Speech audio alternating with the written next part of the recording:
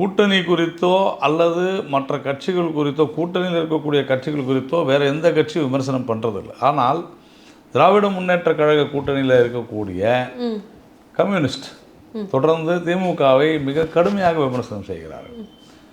இன்னும் சொல்லப்போனால் கூட்டணி இல்லாமல் திமுகவால் வெற்றி பெற முடியாது அப்படின்னு கம்யூனிஸ்ட் கட்சியினுடைய தலைவர் செயலாளர் சொல்லுகிறார் சண்முகம். அதே போல் தொல் திருமாவளவன் அவரும் தொடர்ந்து திமுக கூட்டணியில் அதிகாரம் குறித்தும் மற்றவை குறித்தும் தொடர்ந்து பேசி வருகிறார். திமுகவை விமர்சித்து வருகிறார். நான் தான் சொல்கிறேன், திமுக விமர்சித்து வருகிறார்.